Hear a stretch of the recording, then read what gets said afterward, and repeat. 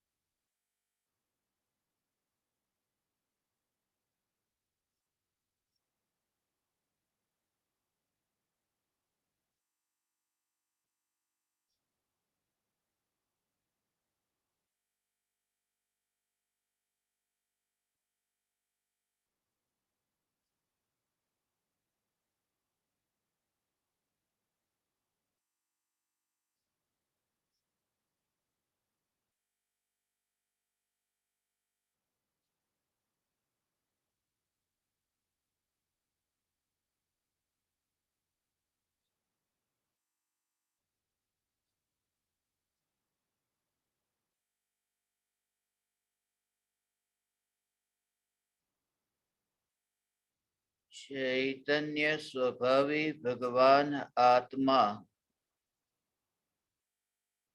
अनादि अनंत शुद्ध चैतन्य मात्र है। ज्ञान मात्र है।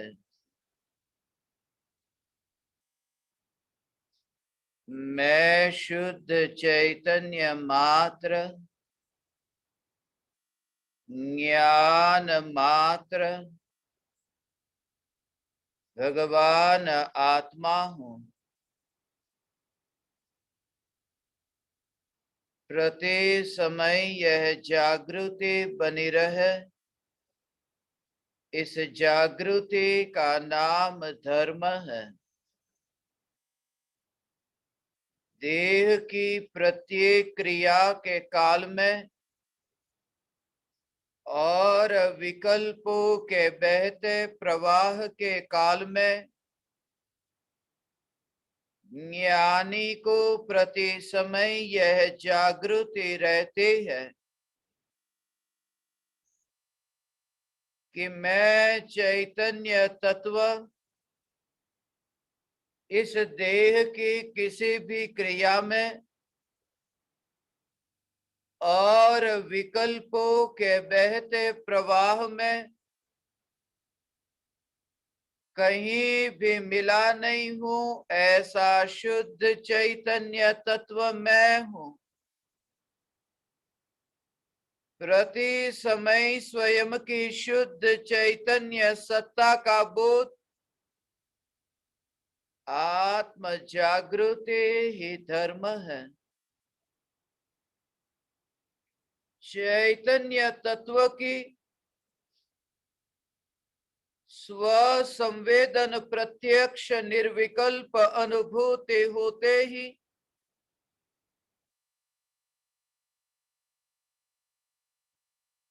देह होने पर भी देहातीत दशा प्रकट होती है। इतना ही नहीं, विकल्प होने पर भी विकल्पातीत दशा प्रकट होती है। चैतन्य तत्व की निर्विकल्प अनुभूति होते ही आत्मा में अतीन्द्रिय आनंद का सागर उछलता है। फिर भी ज्ञानी की दृष्टि उस अतीन्द्रिय आनंद के सागर की ओर भी नहीं जाती और दृष्टि चैतन्य तत्व पर ही टिकी रहती है। यह चैतन्य तत्व ही मैं हूं। चैतन्य तत्व की निर्विकल्प अनुभूति होते ही ज्ञान दीपक प्रज्वलित होता है। ज्ञान दीपक प्रज्वलित होते ही ऐसी यथार्थ श्रद्धा होती है कि मैं त्रिकाल प्रज्वलित ज्ञान दीपक हूं। चैतन्य ज्योति की सत्ता के अतिरिक्त देह रूपी मिट्टी और रागादि विकारी भाव रूपी धुएं में कहीं भी फैला नहीं हूं। ज्ञान दीपक प्रज्वलित होते ही ज्ञानी स्वयं को राख की दीवार का पड़ोसी मानता है और मोक्ष मार्ग का मुसाफिर जानता है। ज्ञान दीपक प्रज्वलित होते ही ज्ञानी स्वयं को क्षणिक बोध से न्यारा नित्य बुद्ध मानता है। मैं नित्य बुद्ध हूं। क्षणिक बोध तो अत्यंत दूर, क्षणिक बुद्धि से भी मैं पार त्रिकाल बुद्ध हूं। बुद्धि का ठिकाना नहीं, क्षयोपशम ज्ञान का ठिकाना नहीं। 11 अंग और 9 पूर्व का ज्ञान होने पर भी, हजारों शास्त्रों का ज्ञान होने पर भी पल भर में क्षण भंगुरता का बोध, ये क्षयोपशम ज्ञान की अनित्यता की असारता का बोध हो। जैसे देह के परमाणु को चैतन्य परमात्मा से न्यारा देखना है, ऐसे ही राग और द्वेष के विकार के भावों को भी चैतन्य परमात्मा से न्यारा देखना है। जहां मेरी ध्रुव चैतन्य सत्ता है, उस सत्ता में उन उड़ते हुए विकल्पों की कोई स्पर्शना नहीं। बहुत पक्षी उड़ते हैं आकाश में, ये पक्षियों के दृश्य को मैं देखूं, ये पक्षियों के कोलाहल को मैं देखूं, मगर पक्षियों का जो कोलाहल है वह ऐसा ही है जैसे विकल्पों का कोलाहल। और विकल्पों का कोलाहल, ये विकल्पों का कोलाहल होता होने पर भी मैं अत्यंत दूर से उस दृश्य को देखता हूं। फिर भले ही वह पंछी कितना भी निकट आए, फिर भी पंछी पंछी में है और पंछी से न्यारे परमात्मा को देखने वाली दृष्टि। मैंने बहुत बार ऐसी परमात्मा की मूर्ति के दर्शन किए हैं। परमात्मा की प्रतिमा के दर्शन करते समय यदि वह प्रतिमा खुले आकाश में हो, जैसे श्रवण बेलगोला में बाहुबली मुनिराज की प्रतिमा, ऐसे ही जयपुर में त्रिमूर्ति, ये 3 प्रतिमाएं, ये जो खुली प्रतिमा है, खुली प्रतिमा पर मैंने बहुत बार पक्षियों को बैठते हुए देखा है और मैं बहुत बार वहां प्रतिमा के सामने हाथ जोड़ने गया और मैंने हाथ जोड़ा, मगर पक्षी का विकल्प नहीं कि वहां पक्षी है।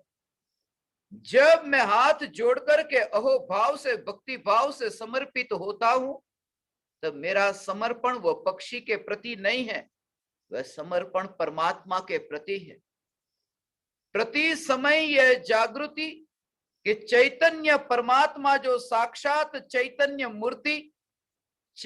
मूर्ति पर विकल्पों के पक्षी बैठते हैं, ये आते हैं और जाते हैं, बैठते हैं और उड़ते हैं, मगर ये दृष्टि की पर्याय जहां ढली है, पर्याय जहां समर्पित हुई है, ध्यान ढला न्यायक देव पर, ध्यान विकल्प के कोलाहल में कहीं नहीं ढलता।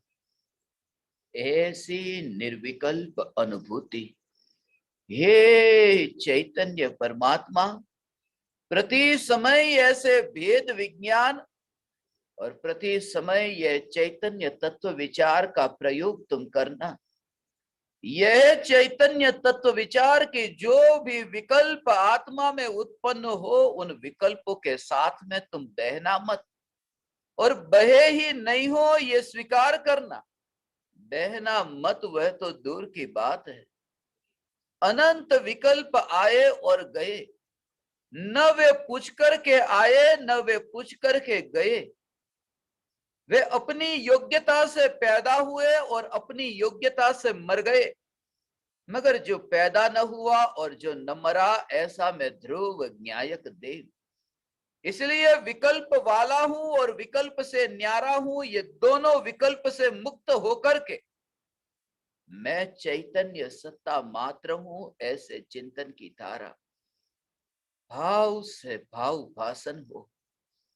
अंतर की स्पर्शना से, पर से हटकर, संयोग से हटकर, संयोगी भावों से हटकर चैतन्य तत्व विचार हो।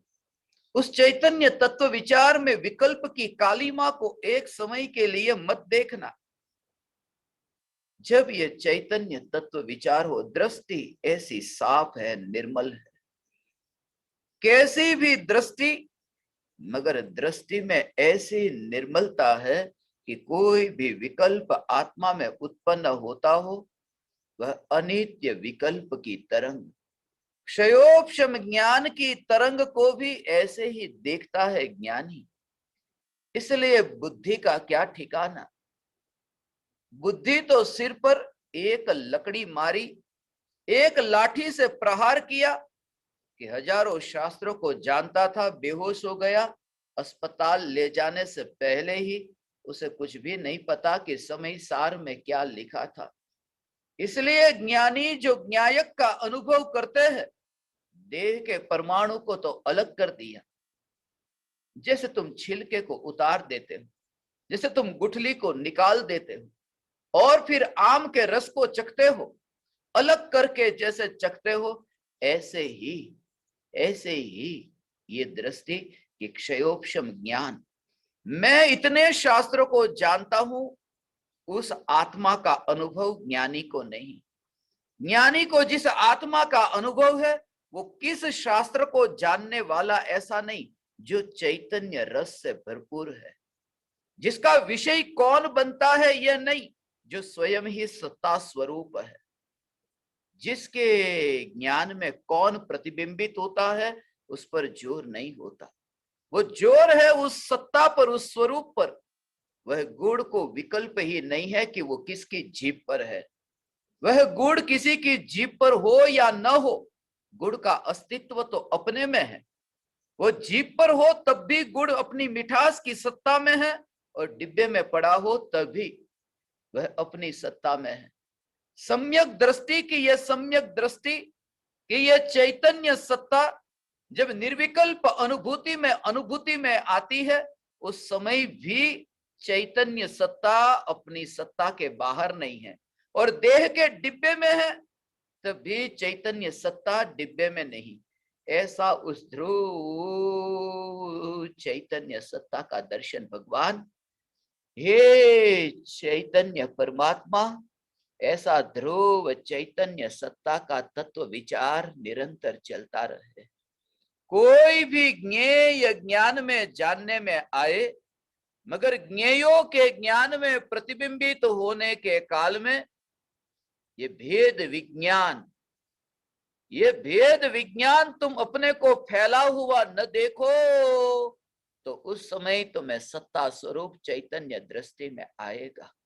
कितना भी फैले, मगर कितना भी फैलना होने पर भी वो अपनी सत्ता में से बाहर कैसे फैले, अपनी इस ध्रुव चैतन्य सत्ता के बाहर कैसे फैले। वो फैलना हो, ज्ञान का फैलना हो, दूर दूर से वह पहाड़ ज्ञान में जानने में आता हो, दूर दूर से वह नदी बहती वह ज्ञान में जानने में आती हो, दूर दूर से वह बादल मंडराए वे ज्ञान में जानने में आते हो। मगर ऐसी ही दृष्टि कि कितनी भी ये ज्ञान की पर्याय दूरी, वो दूरी और फैले फिर भी वो ज्ञान की पर्याय का फैलना कितना भी हो, मगर वो विस्तार चैतन्य के बाहर नहीं। ये ऐसा ही है कि किसी भी वस्तु को ग्रहण करे, जैसे तुम अपने हाथ में दूर तक वो हाथ फैलाओ और वो वस्तु जो दूर पड़ी है उस वस्तु को तुम हाथ फैला करके पकड़ो। वस्तु को जब तुम दूर से हाथ फैला करके पकड़ते हो, उस समय तुम्हें वो जो वस्तु को दूर से हाथ फैला करके पकड़ा, मगर तुम्हें ये श्रद्धा है कि ये वस्तु को जो फैलाया, मैंने हाथ को फैलाया वस्तु को पकड़ने, कितना भी हाथ फैला है, तुम अपने हाथ को कितना भी फैलाओ, मगर वह हाथ शरीर से बाहर नहीं गया। हाथ का फैलना कितना भी हो, मगर देह से बाहर उसका विस्तार नहीं होता, क्योंकि वह देह का ही एक अभिन्न अंग है। ज्ञानी को यह जागृति की ज्ञान की पर्याय में कोई भी ज्ञेय जानने में आते हो, मगर उस ज्ञान की पर्याय की सत्ता उस द्रव्य के बाहर नहीं। ये जानना जानना जानना, ये धारा बहती है, ये ज्ञान की धारा अपने से दूर कहीं नहीं जाती। इसलिए ज्ञानी किसी भी ज्ञेय को जानते समय अपने में अपना ही अनुभव करता है, इसलिए एकांत का अनुभव करता है। इसलिए वो नित्य ध्रुव चैतन्य सत्ता जो अखंड अभेद एक, ऐसी ध्रुव चैतन्य सत्ता के बाहर विस्तार नहीं देखता। ये ध्रुव चैतन्य सत्ता ऐसी, हाथ का विस्तार तो ऐसा है कि हाथ को तलवार से काटा जा सकता है भगवान, ये हाथ कटा जा सकता है, मगर ये ज्ञान न्यायक से कट करके अलग नहीं होता। कैसी भी स्थिति हो, कैसा भी परिणमन हो, मगर वो परिणमन के काल में वह जो श्रद्धा में है, वो श्रद्धा ऐसी की ऐसी रहती है। जैसे वो श्रद्धा है, कितने भी कदम आगे बढ़े, पैर हिलते हैं, कदम आगे बढ़ते हैं। तुम पदयात्री होकर के जैसे शिखर की ओर यात्रा करते हो, तुम पहाड़ की ओर यात्रा करो, कदम आगे बढ़ते होने पर भी कदम में अनित्यता है। ये कदम स्थिर नहीं है, कदम बदलते बदलते बदलते रहते हैं। ये जो कदम बदलते हैं, ये बदलते कदम में भी तुम ये नहीं मानते कि मैं 4 कदम वाला 6 कदम वाला हो गया।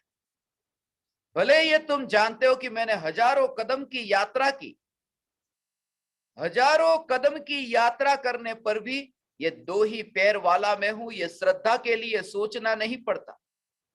वो जो सत्ता है, उस सत्ता की श्रद्धा कायम टिकी रहती है, भले गति कितनी भी हो। ज्ञानी को यह श्रद्धा है कि ज्ञान का ये प्रवाह बहता हो, मगर ध्रुव चैतन्य सत्ता जो एक एक एक, यही मैं हूं। हे ज्ञान दीपक, हे भगवान आत्मा, निगोद से बाहर निकलकर थोड़े समय के लिए भगवान यहां आना हुआ है। इस जगह को ट्रांजिट के रूप में देखना, निगोद से अनंत सिद्धों के पास जा रहा। ये बीच रास्ते में चलते चलते जैसे थोड़ी धूल चिपक जाती हो व्यक्ति के शरीर पर, ऐसे में चैतन्य परमात्मा ये राख के परमाणु अभी कुछ बरसों के लिए, ये 20 40 60 बरस के लिए ये शरीर पर, ये शरीर के रूप में, ये आत्मा के संग में ऐसे चिपके हुए दिखते हैं, मगर वह देह के परमाणु में जिसने अपना विस्तार देखा नहीं। जैसे ये शरीर के परमाणु का विस्तार हो कितना भी, मगर हाथ अपनी सत्ता में से बाहर कहीं नहीं जाता, ऐसे ही ये जागृति की ज्ञान की पर्याय ये देह को जानती हो, मगर देह में जाती हुई नहीं देखता। इसलिए ज्ञानी जब भोजन करते हैं, भोजन करने की क्रिया के काल में ये जागृति है कि ये हाथ हिलता है, हाथ में भोजन पकड़ा, ये शरीर को जानते हैं। ये जानने की क्रिया में ये शरीर के परमाणु को वहां तक विस्तार नहीं देखा। ज्ञान अपने में से बाहर निकल करके, आत्मा से अलग होकर के ये परमाणु में नहीं गया। इसलिए देह की रचना, देह के रंग रूप, देह के आकार, ये किसी भी प्रकार की अवस्था में जिसने ज्ञान का विस्तार नहीं देखा, बुद्धि के तरंगों में जिसने चैतन्य की ध्रुवता को नहीं देखा। इसलिए ज्ञान जैसे बढ़ता हो ऐसे ही सम्यक दृष्टि देखता है। जैसे करोड़पति की तिजोरी में धन बढ़ता जाता हो और तिजोरी में से धन घटता जाता हो, बढ़े घटे ऐसे ही बुद्धि का बढ़ना हो। एक समय के लिए तुम्हें ऐसा न लगे भगवान ये सत्संग सुनकर के जैसे तुम बाहर निकलो और आपको ऐसा न लगे कि कुछ ज्ञान बढ़ा करके वापिस आए, वरना सत्संग निष्फल गया। ज्ञान बढ़ा करके मैं वापिस आया हूं, नहीं। सत्संग का परिणाम तो यह है कि जिसमें न कुछ बढ़ता है न कुछ घटता है, जो ध्रुव है ये ध्रुव चैतन्य सत्ता में, ऐसी ये ध्रुव चैतन्य सत्ता, ये सत्ता की दृष्टि हो। और जो क्षयोपशम ज्ञान बड़ा शास्त्रों को सुन करके जान करके वो ऐसे ही देखे कि मैं अभी, जैसे ये सत्संग सुनने की क्रिया के काल में ये देह की क्रिया हो रही थी, अभी ये देह सहयात्री होकर के यात्रा करता है, ऐसा ज्ञानी को दिखाई देता है। ओ सम्यक दृष्टि को ऐसा दिखाई देता है, ऐसा दृष्टि में है कि जैसे यह सत्संग पूर्ण हुआ और बाहर निकलने की क्रिया होती, जैसे सम्यक दृष्टि को ये श्रद्धा की सहयात्री ये देह के परमाणु पड़ोस में है, यात्रा करते हैं, ऐसे ही ये दृष्टि कि जो शास्त्रों का ज्ञान अभी पाया है वह शास्त्रों का ज्ञान भी पड़ोस में यात्रा करता है। मैं नहीं, वो पड़ोस में यात्रा करने वाला वह ज्ञान, वह बुद्धि, वह बुद्धि से न्यारा में बुद्ध, बुद्धि यात्रा करती है, बुद्ध स्थिर है, बुद्धि में तरंग है, बुद्ध निस्तरंग है, बुद्धि में छूट जाने का, लूट जाने का भय है। यह बुद्ध त्रिकाल सत्ता स्वरूप है, अपनी सत्ता में डटा हुआ है। ऐसा मैं ध्रुव ज्ञायक देव, क्षणिक बोध, नित्य बुद्ध। हे ज्ञान दीपक, ये सत्संग करने का अवसर प्राप्त हुआ, सहज ये योग प्राप्त हुआ शिविर का, चैतन्य तत्व की निर्विकल्प अनुभूति के लिए ये सहज ही विचार आया। क्षणिक बोध नित्य बुद्ध, शुद्ध बुद्ध चैतन्य घन, शुद्ध बुद्ध चैतन्य घन,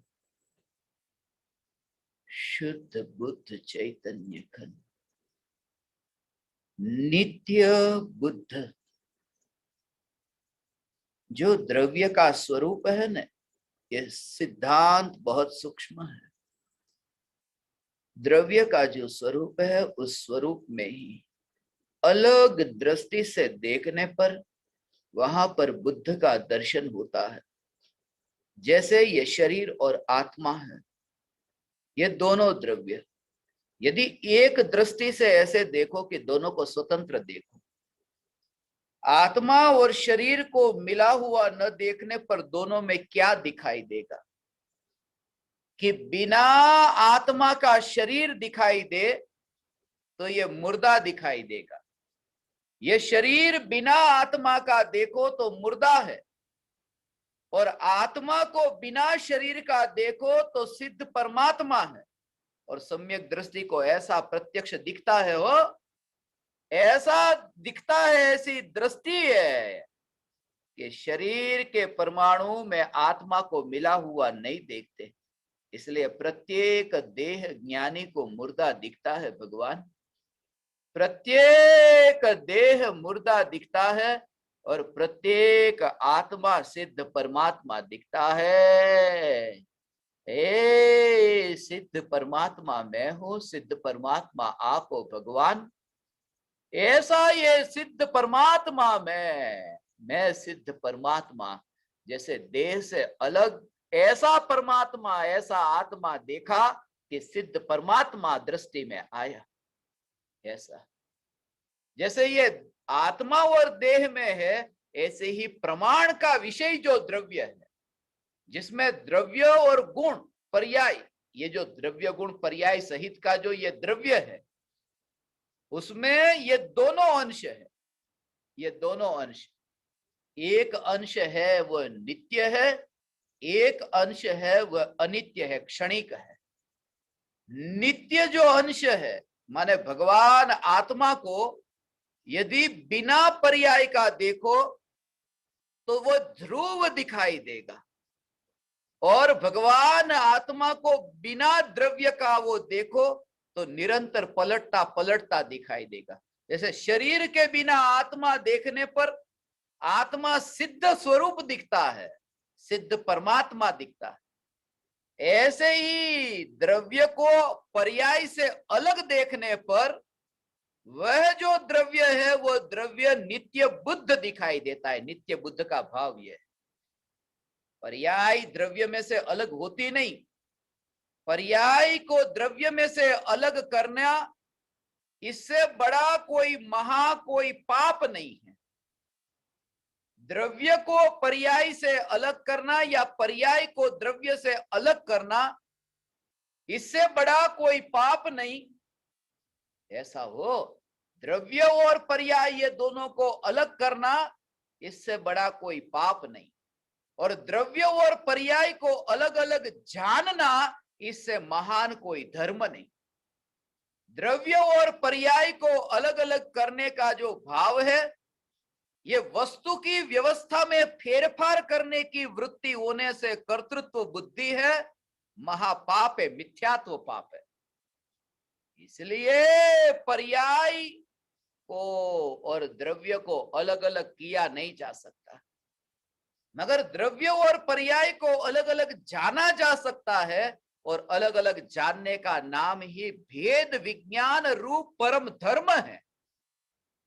ऐसा इसलिए हो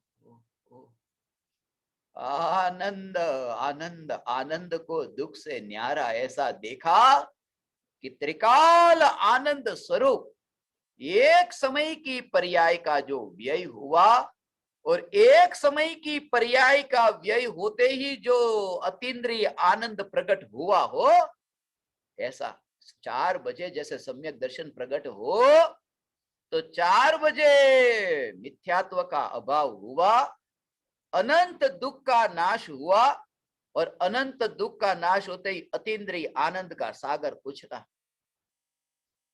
आनंद का सागर उछला, अतीन्द्रिय आनंद का सागर।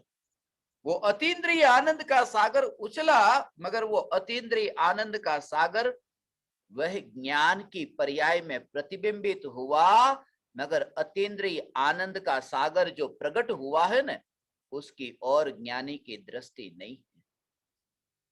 वो अतीन्द्रिय आनंद का सागर उछला है, वो उछलने वाले पर दृष्टि नहीं, वरना पर्याय दृष्टि हो जाए। दृष्टि में तो वो जो आनंद स्वरूप त्रिकाल भगवान आत्मा, आनंद का रस कंद ऐसा ये भगवान आत्मा, जिसका नाम तुम भगवान आत्मा कहो तो भगवान आत्मा है, और आनंद कहो तो आनंद है। इसलिए आनंद से भगवान आत्मा को अलग देखना, ये भी महामिथ्यात्व है। भगवान आत्मा में आनंद, ऐसा भेद किया ना, गुण भेद। द्रव्य को अपने गुणों से भेद करके ये विकल्प हुआ कि निर्विकल्प अनुभूति से वंचित रह गया। ऐसा ये मैं ध्रुव ज्ञायक देव, मैं स्वयं आनंद हूं। ऐसा भगवान, हे आनंद, हे आनंद, आनंद आनंद आनंद, सिद्ध निगोद में नहीं जाते, ये तुम्हें श्रद्धा है तो आनंद दुख में कैसे जाएगा। ऐसा हो, ये शिकायत झूठी कि बहुत दुख भोगता हूं, मैं बहुत दुख भोगता हूं, ये मान्यता झूठी। ऐसे ही मिथ्या दृष्टि ने भावलिंगी मुनिराज को, वन में एकल विहारी संत को, ओ संसार के मेहमान को विदा होने की तैयारी और मोक्ष के मार्ग पर यात्रा के लिए जिन्हें टिकट अभी मिल चुकी है, जिनकी यात्रा अभी प्रारंभ हो चुकी है, ऐसे भावलिंगी संत ओ आयुष्य का क्या ठिकाना, मगर होंगे होंगे भगवान। ये देह पर वस्त्र नहीं होगा, ये देह जब छूटे उस समय ये पहाड़ निर्वस्त्र होगा, जब ये पहाड़ से परमात्मा विदा होगा। मगर ऐसी उस दशा में भी वो आनंद विदा नहीं होता, क्योंकि आनंद अपने से विदा होकर कहाँ जाए। ऐसा आनंद, हे ज्ञान दीपक, हे चैतन्य परमात्मा, मैंने तुम्हारे लिए भगवान ये भावना पाई है, ये सत्संग का आयोजन, ये चैतन्य परमात्मा, तुम आनंद आनंद आनंद को भोगना, तुम रोना मत, तुम निराश मत होना, तुम निराश मत होना। वन में यदि तुम देखो मुनि को, वन में यदि तुम देखो मुझको, तो एक बार भी तुम्हारी आंख में आंसू न टपके, चुपचाप शांत चित्त से वहां बैठ जाना, मौन में सहभागी हो जाना, मौन की अनुभूति को उपलब्ध होना। ऐसी अनुभूति बस, और वह तुम होगे, तुम होगे भगवान, तुम होगे। इसलिए मौन की अनुभूति, क्योंकि जो बात वाणी से समझ में नहीं आती वो मौन से समझ में आ सकती है। भाषा को तो सीमा है, भाषा की मर्यादा है, मगर मौन है वह असीम है, मौन अनंत है, मौन अनंत है। बुद्ध के जीवन की एक घटना मुझे स्मरण में आई। बुद्ध के पास एक आदमी गया, उस आदमी ने बुद्ध के पास जाकर के क्रोध में आकर के बुद्ध के मुंह पर थूका। पास में ही आनंद बैठा था, बुद्ध का चचेरा भाई था, रिश्तेदार था। जब बुद्ध मरने की घड़ी में थे तब आनंद बहुत रोया था, सिर पटक रहा था बुद्ध के चरणों में, एक ही कारण से,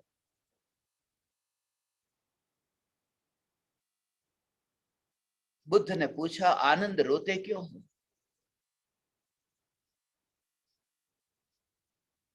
बोला, आनंद रोता इसलिए नहीं हूं कि आपकी मृत्यु हो रही है, क्योंकि आपने जीवन भर यही तो सिखाया कि मृत्यु निश्चित है, जाओ मृत्यु को देखो। आपने ये सिखाया कि मृत्यु नहीं हो तो धर्म भी न हो। जैसा एरिस्टोटल ने कहा, यदि इस पृथ्वी पर मृत्यु नहीं होती तो यहां धर्म भी नहीं होता। बुद्ध, मैं आपके मरने के कारण नहीं रो रहा हूं, मैं रोता हूं इसलिए क्योंकि आपके साथ इतने बरसों तक मैं रहा और फिर भी प्यासा रह गया। इस वजह से मैं रोता हूं, और इस अहंकार से कि मैं बड़ा भाई हूं, इस अहंकार से कि मैं चचेरा भाई हूं, इसलिए मैंने ज्ञान दीपकों से कहा, रिश्ता जोड़ करके तुम पास में बैठोगे, अहंकार को झटका लगेगा। तुम अनजान होकर के बैठोगे तो दो चाटे खाने को तैयार हो जाओगे, वरना लगेगा कि मैं तो रिश्तेदार हूं, मुझे भी न छोड़ा। इसलिए कभी भी पूरी दुनिया के साथ में रिश्ता जोड़ना, यदि तुम्हें ज्ञानी का योग मिले तो उनके साथ रिश्ता मत जोड़ना।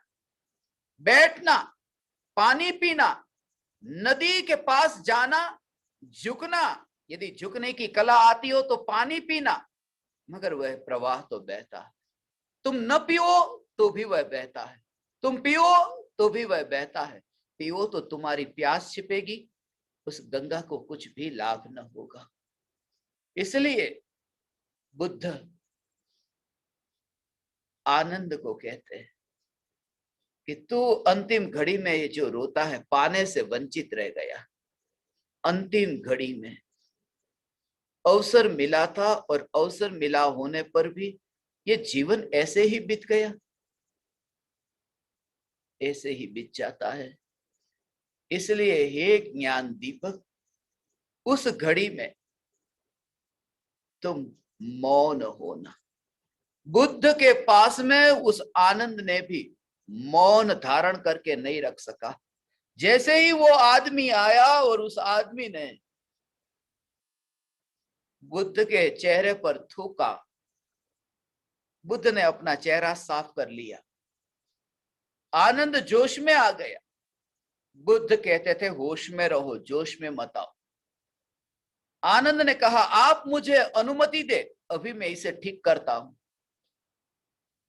बुद्ध ने कहा वह कुछ कहना चाहता, भाषा बहुत सीमित है, भाषा मर्यादित है। जो बात वह भाषा से नहीं कह सकता, वह बात उसने थूक करके कह दी। भाषा सीमित है, जो बात भाषा से नहीं कही जा सकती वो ऐसे व्यक्त होती है। वह आदमी चला गया, रात भर सो नहीं पाया। दूसरे दिन पछताते हुए वो बुद्ध के पास आया, बुद्ध के चरणों में गिर गया, रोने लगा कि मुझे माफ कर दे, मैंने आपके साथ इस तरह से बर्ताव किया, मुझे क्षमा कर दे। आनंद ने बुद्ध से पूछा ये क्या हो रहा है?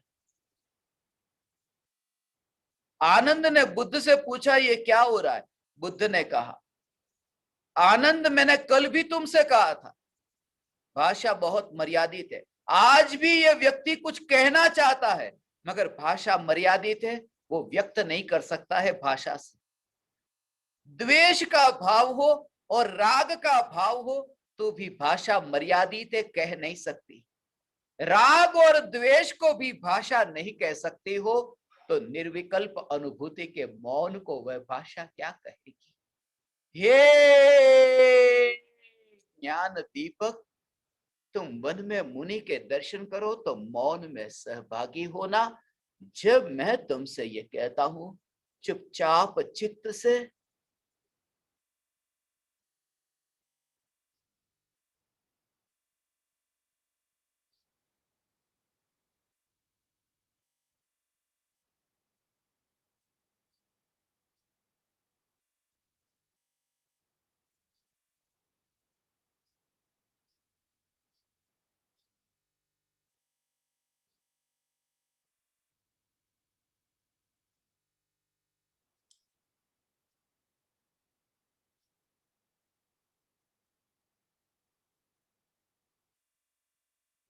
पृथ्वी के संग में परमात्मा को मिलता हुआ न देखा। मुनि मुनि हो ऐसे भावलिंगी संत हो, पल पल में कैसे उदय के परिणाम पलटते हैं, ऐसा हो। आज ही मैं ज्ञान दीपकों से कहता था, मेरे लाडले से कहता था, उदय की विचित्रता पर वे मुझसे कुछ पूछते थे। मैं उनसे ये कहता था ये पल पल में नहीं, समय समय में ये उदय बदलते हैं। थोड़ी देर पहले मैं आलीशान गाड़ी में बैठ करके आपके साथ सत्संग करता हूं, मर्सिडीज में बैठा था। थोड़े दिन पहले आपके सामने जब सत्संग हुआ, चैतन्य तत्व विचार हुआ, कैसा उदय कि मखमल जैसी मुलायम ये मर्सिडीज जहां मेरे पैर थे, मगर गाड़ी में सत्संग हो रहा था और सत्संग के समय गाड़ी में जूते चप्पल रही थे, सब बाहर उतार दिया था। जंगल में, पहाड़ पर मर्सिडीज थी, मखमल जैसे मुलायम ऐसे कपड़े के ऊपर मेरा पैर था, और जैसे ही मैं गाड़ी में से नीचे उतरने गया कि धार वाला, नोक वाला एक पत्थर मेरे पैर को चुभा, कि गहरी चोट लगी पैर में। मैंने इनसे कहा, ये देखो उदय, एक क्षण पहले जो पैर मखमल जैसे मुलायम ऐसे गाड़ी के परमाणु पर है, और अगले ही समय ये नोकीले ये पत्थर पर, इसमें आश्चर्य नहीं होता, क्योंकि राज सिंहासन से बैठकर जो उतर गए और ऐसी तपती शिला पर जो ध्यान में लीन हुए, जो राज सिंहासन पर नहीं पाया वो तपती शिला पर पा लिया। और तपती शिला पर भी तपती शिला के कारण नहीं, उस तृप्त न्यायक देव के आश्रय से पर्याय शांत हुई, शांत हुई, शांत हुई। प्रति समय ये पलटते उदय के परिणामों में ये जागृति, और ये पलटते परिणामों में नित्य ध्रुवता की जागृति, हे ज्ञान दीपक तुम्हें प्रकट होगी। ये जागृति रहे कि क्षणिक बोध, नित्य बुद्ध, प्रति समय जागृति, नित्य बुद्ध की जागृति। बुद्ध अपने शिष्यों से, भिक्षुकों से ये कहते थे, एक आदमी जब बुद्ध से पूछता है, शिष्य है, कि ये जागृति क्या होती है, पैर का अंगूठा हिल रहा था। बुद्ध ने उसे पूछा कि तुम्हारे पैर का अंगूठा क्यों हिल रहा है। बैठे थे, कोई बैठे बैठे पैर का अंगूठा हिलाने की जरूरत नहीं थी, मगर वो अंगूठा हिल रहा था, कि ये पैर का अंगूठा क्यों हिल रहा है। जैसे ही कहा कि ये पैर का अंगूठा क्यों हिल रहा है, वो अंगूठा हिलता हुआ रुक गया, वो स्थिर हो गया। बेहोशी थी, पता ही नहीं। उसने कहा कि मुझे पता नहीं था ये अंगूठा हिलता है। बेहोशी में ये जो क्रिया हो रही है, उस क्रिया का पता नहीं चलता। और जागृति का अर्थ यह है कि ज्ञान के बहते प्रवाह का जो पता नहीं था, उसका ही अब अनुभव होता है। और जैसे ही ये अनुभूति हुई बहते प्रवाह की, कि उपयोग स्थिर हो गया, पैर का अंगूठा हिलता था, वो हिलता बंद हो गया। ज्ञान का ऐसा ये निर्मल ज्ञान भगवान, ऐसा ये निर्मल ज्ञान, ये चैतन्य परमात्मा, ऐसा हो भगवान, ऐसा देखता है, ऐसा देखता है। दूर से ये पटाखे को फूटता हुआ देखने के लिए टिकट खरीद करके बैठा हो, जैसे बम विस्फोट ऐसी आतिशबाजी होती है ना, तो उसका बम विस्फोट होता है, उसको देखने के लिए जैसे बैठता हो, उसकी टिकट हो, ऐसे टिकट लेकर के जो बैठा है। ये शरीर के परमाणु का ये पटाखा अब फूटने वाला है। ऐसा हो, ये पटाखा फूटने, बाती तो जल चुकी है, अभी तो ये पटाखा फूटने वाला है। और उसको देखने की टिकट, ये सम्यक दर्शन, ये सम्यक दर्शन की टिकट। वो टिकट लेकर के अत्यंत दूर से इस फूटते पटाखे को जो देखता है, और अपने को जलता हुआ, अपने को मिटता हुआ न देखे, ऐसा ज्ञानी, जिसका आश्रय लेकर के ज्ञानी हुआ, यह चैतन्य परमात्मा मैं हूं।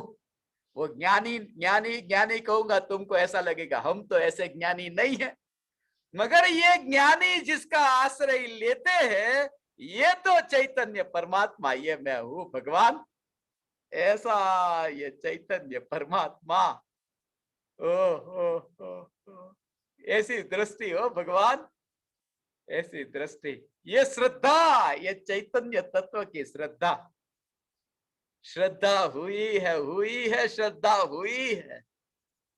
यहां तो मोहर लगती है, चैतन्य परमात्मा ही मैं हूं। ऐसी मोहर हो, ऐसी मोहर, परम धन पर मोहर। ऐसा ये मोहर लगाने के लिए यहाँ पर आना पड़ेगा भगवान, यहाँ आना पड़ेगा। ये हो, मैंने पूरी पृथ्वी पर ऐसा कहा ना, पूरी पृथ्वी पर जहां जहां मैं 153 देशों में गया, हाथ में वो 2000 रुपये, वो पहले 1000 की नोट थी, वो नोट लेकर के कि ये गांधी जी, ऐसा हो, ये गांधी जी जिनकी तस्वीर छपी, यहां मोहर लगी है गांधी जी की, पूरी दुनिया में ये नोट फैलती है, मगर फैलती नोट जिसकी मोहर लगती है, ऐसे ही ये ज्ञान, ये श्रद्धा, ये श्रद्धा की मोहर, ये चैतन्य स्वभावी भगवान आत्मा पर लगी, फिर सारे जग में प्रचार होता है। मगर वो मोहर कहां लगती है? पूरे भारत में जो ये नोट पहुंचती है ना गांधी जी की, पूरी दुनिया में वो नोट छपती है नासिक में। वो मोहर लगाने के लिए नासिक में आना पड़ेगा, और श्रद्धा की मोहर के लिए गजपंथा आना पड़ेगा। ये गजपंथा में श्रद्धा की मोहर हो, यहां ये नासिक में नोट छपती है, ऐसा ये सब हंसने लगे कि अब तो नासिक जाना पड़ेगा, नोट छपती है तो। है भगवान, तो क्या करो, वाया नासिक होकर के ही गजपंथा आना पड़ता है। मगर गाड़ी में से उतरना मत, सीधी गाड़ी पहाड़ पर, सीधी गाड़ी पहाड़ पर। हे ज्ञान दीपक, ऐसी श्रद्धा की मोहर तुम्हें लगे भगवान। ये तो आप परमात्माओं के संग में ये सत्संग का करने का मौका मिला है भगवान। ऐसा ये मुसाफिर एक गाड़ी में से अभी उतरा कि दूसरी गाड़ी में बैठा, तुम्हें दिखे नहीं, मगर ये मत देखना कि वो मर गया।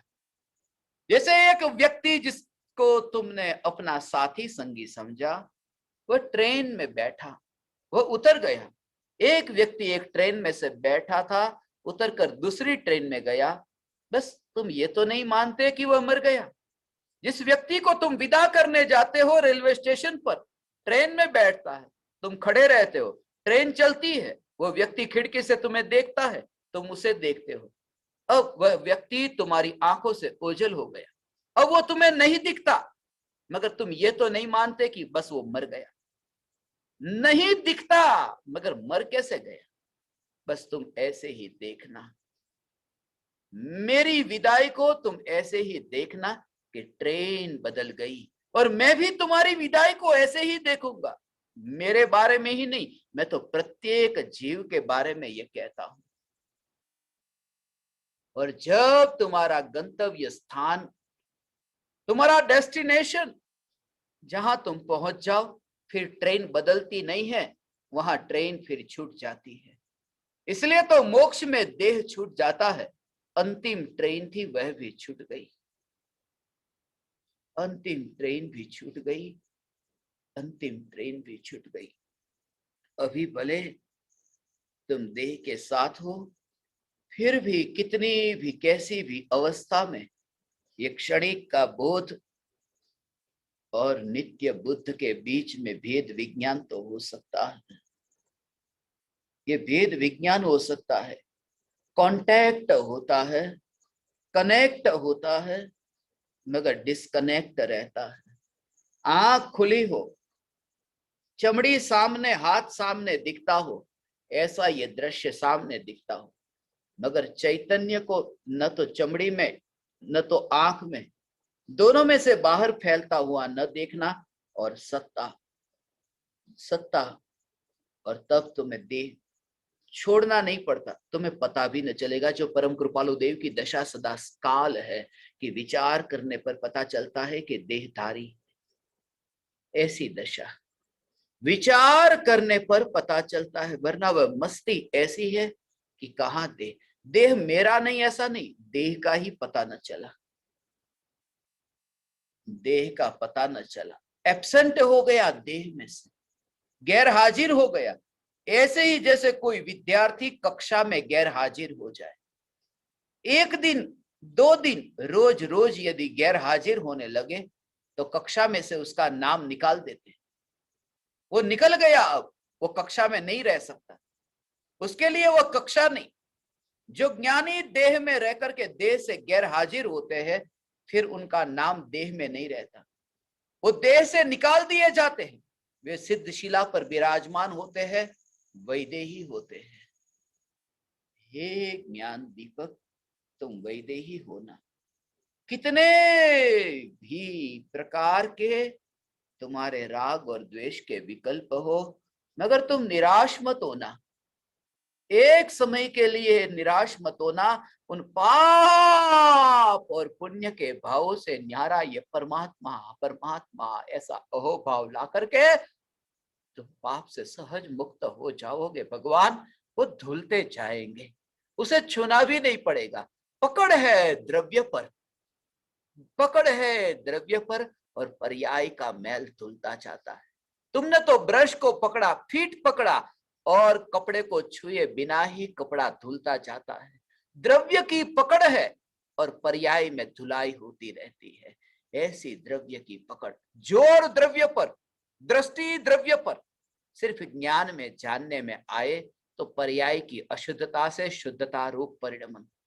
ऐसी है, हाँ हाँ, ऐसी दशा, ऐसी दशा भगवान प्रति समय ये जागृति, मैं चैतन्य परमात्मा, मैं चैतन्य परमात्मा। कितने भी तुम व्यापार में रहो, दुकान पर जाओ, पाप करो, लड़ाई झगड़ा, ये सब हुआ, मगर अनंत सिद्धों ने पुकारा है, हे ज्ञान दीपक, तुम यहाँ मालिक नहीं हो, मेहमान हो, अब आ जाओ अपने घर पर। मोक्ष में जाना नहीं है, वे तो कहते हैं अपने घर पर आओ, तुम आओ, अपने घर पर आओ। ओ कुएं में गिरा हो और एक व्यक्ति ऊपर से ऐसा पुकारे आओ, और फिर भी जो न जाए, एक व्यक्ति रस्सी दे और फिर भी पकड़कर ऊपर न जाए, मूर्ख है ना वह जो कुएं में गिरा और वो व्यक्ति ऊपर से पुकारता है। वो व्यक्ति एक है। यहाँ तो अनंत सिद्ध परमात्मा मुझे इस कुएं से ऊपर, कि आओ तुम अब ऊपर आओ, अब मैं यहाँ का नहीं हूं, अब मैं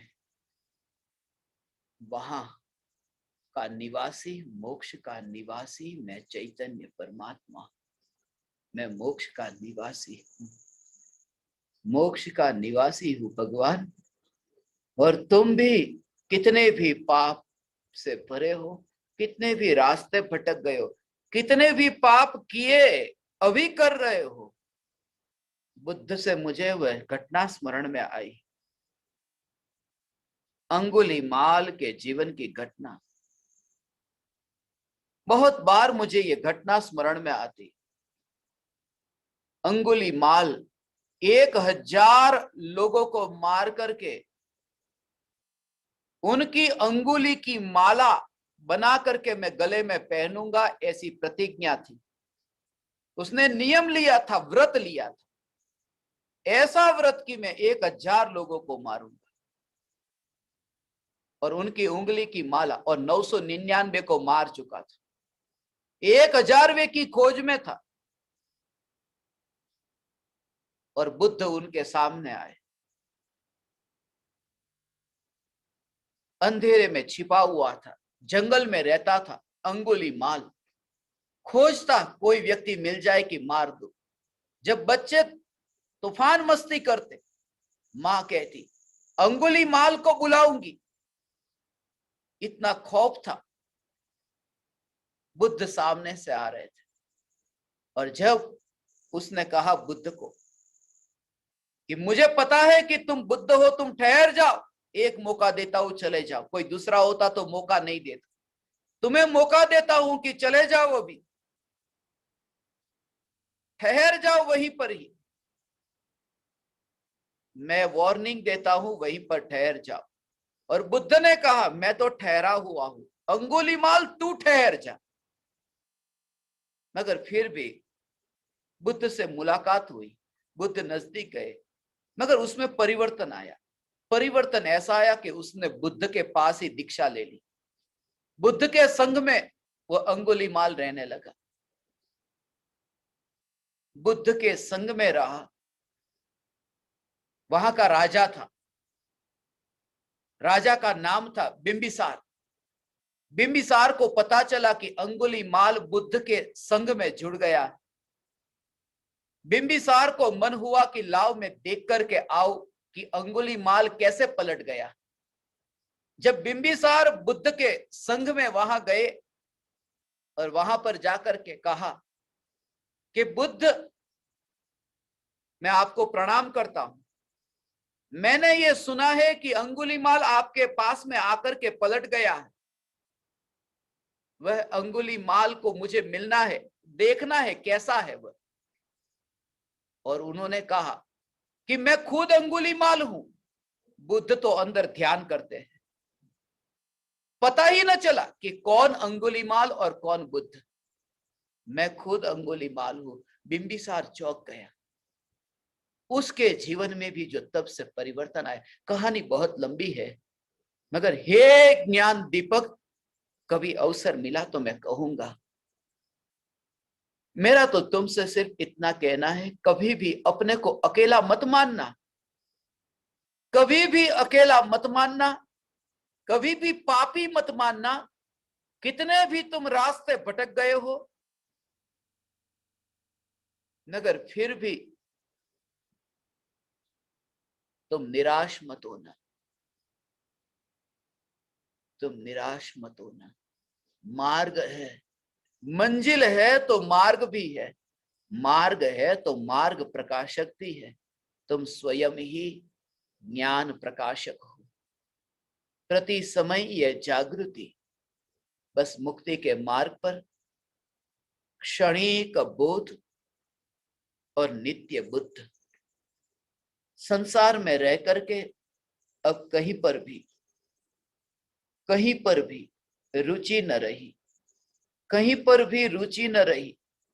आगे जाओ, पीछे रहो, जीत जाओ, हार जाओ, ये विकल्प, ये सब क्षणिक के बोध से वह दूर गया और यात्रा करते हुए वह नित्य बुद्ध के पास पहुंचा। नित्य बुद्ध, मैं नित्य बुद्ध हूं, मैं नित्य बुद्ध। प्रति समय यह जागृति, प्रति समय यह जागृति। ये गजपंथा की पावन भूमि, सिद्ध क्षेत्र, 8 करोड़ मुनियों की निर्वाण भूमि, मेरी साधना भूमि, ये गजपंथा की भूमि। भगवान इस भूमि ने बहुतों को दिया है, हमें भी दिया है। तुम भी इस भूमि पर आना, एक बार इस काशी में आकर तुम्हारी यात्रा करना, एक बार इस वेटिकन में आना। इसको मैं वेटिकन कहो तो वेटिकन कहता हूं। एक बार तुम यहां आना, एक बार इस भूमि पर आकर के तुम क्षणिक के बोध से भरना और नित्य के अनुभव की यात्रा करना। कोई विचार नहीं था, कोई विकल्प नहीं था, फिर भी यहां आते ही ये भाव आया कि आप समस्त ज्ञान दीपकों के लिए एक सत्संग का आयोजन हो और आप सभी ज्ञान दीपकों को सिद्ध क्षेत्र की भूमि के दर्शन हो अपने घर पर बैठे बैठे, दूर दूर से। वरना ये कब आएंगे? मुझे तो ये भी विचार आया, ये इतने अमेरिका के, कनाडा के लोग कब आएंगे ये? इसलिए मुझे आप परमात्माओं के लिए भारत में भी दूर दूर से, पूरे भारत देश से ये श्रोता जो मेरे सामने बैठे हैं, आप समस्त परमात्माओं को ये दर्शन कब मिलेंगे? इसलिए न चाहते हुए भी इस शिविर का आयोजन हुआ। क्षणिक बोध नित्य बुद्ध ऑनलाइन शिविर हमने ये रखी। आज तक का ये सत्संग तो हमारा हुआ, कल का अब पता नहीं, कल से अब पता नहीं। यदि कहीं मुझे इंटरनेट मिला, कहीं अनुकूलता रही, तो मैं जरूर भावना भाता हूं, सत्संग करूंगा। मैं ये नहीं कहता कि सत्संग नहीं करूं, सत्संग करूंगा, मगर भविष्य में मैं कहां पर रहूंगा मुझे पता नहीं है। कल से मैं कहां होऊंगा वो मुझे पता नहीं है, मगर जहां रहूंगा वहां आनंद में रहूंगा। और तुम भी आनंद में रहना, तुम भी भावना भाना, सत्संग हो, मैं भी भावना भाता हूं, सत्संग हो। प्रकृति व्यवस्था करेगी। यदि तुम्हारी भावना सच्ची होगी तो सत्संग हुए बिना नहीं रहेगा।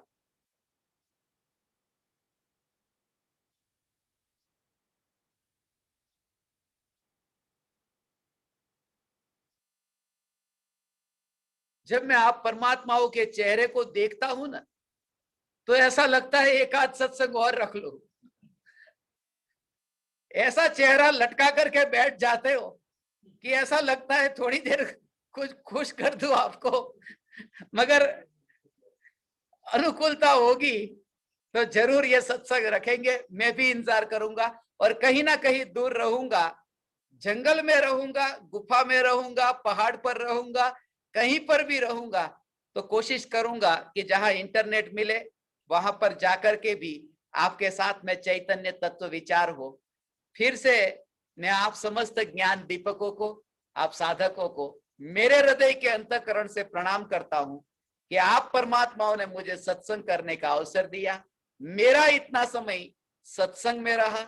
आप समस्त परमात्मा मेरे प्रणाम स्वीकार करें।